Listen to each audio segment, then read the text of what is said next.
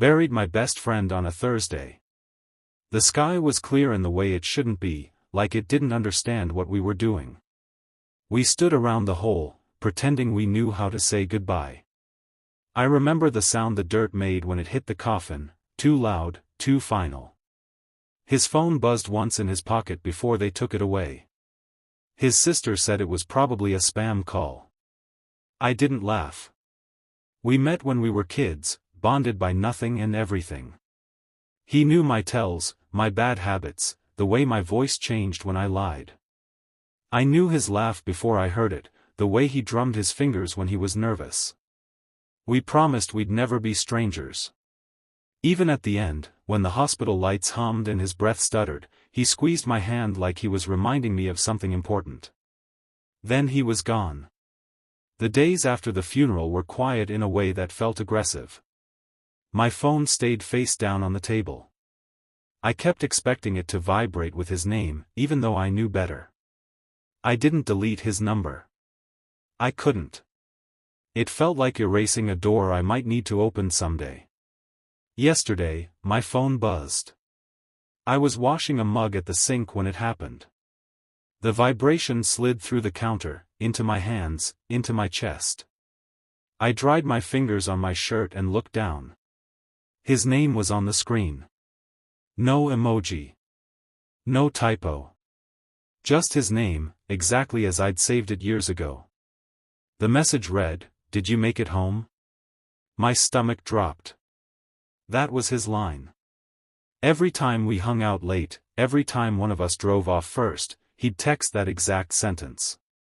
I stared at the words until they blurred.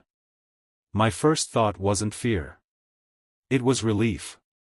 A stupid, desperate relief that made my eyes sting. I typed back before I could stop myself.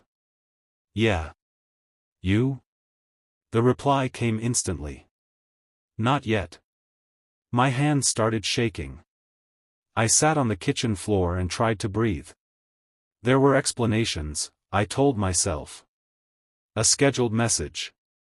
A glitch. Someone found his phone. But I had watched them place it in a sealed bag. I had watched it go into the ground with him. I asked where he was. Same place, the message came. Still dark. I didn't answer. I locked the phone and set it on the table like it might bite me. Minutes passed. 10. 20. The screen lit up again on its own. "You okay? You're quiet." I picked it up with 2 fingers. "Who is this?"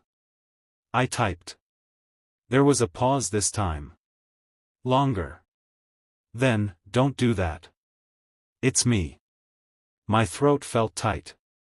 "Prove it." Another pause. I thought of all the secrets we shared, all the little moments no one else knew. The phone buzzed. "You owe me $20 from that night we got lost trying to find the lake. You swore the map was right. It wasn't." I dropped the phone. The sound cracked through the apartment. No one else knew that. No one. I typed with trembling thumbs. "You're dead." "I know," he replied. "That's why the signal's bad." I didn't sleep. Every time I closed my eyes, my phone buzzed again. Short messages. Familiar jokes. Complaints about the cold. He said it pressed in from all sides, like being underwater without the water. He said it was hard to tell time. He asked me to keep talking so he wouldn't forget how. At some point, I asked the question I'd been avoiding. "Where are you? Where you left me?" The room felt smaller. "The cemetery?" A long pause. Then, closer. I thought of the dirt hitting the coffin. The weight of it. The way his sister cried into my shoulder. I typed, "Are you alone?" "No," he said. "There are others. Phones help. Not everyone has one." I asked what he needed. Another long pause. The typing dots appeared, disappeared, appeared again. Finally, "I need you to come." My heart slammed against my ribs. I can't. I know, he wrote. That's okay. Just don't turn me off.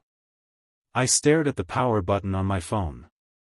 The idea of silence felt worse than anything he'd said. What happens if I do? Then I'm back to the dark, he replied. And it's loud without you. The sun started to rise. Pale light crept through the blinds. My phone buzzed again.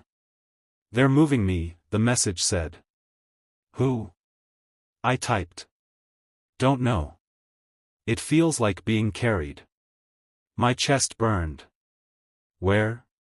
Another pause. Longer than before. When the reply came, it was different. Shorter. Wrong. Home.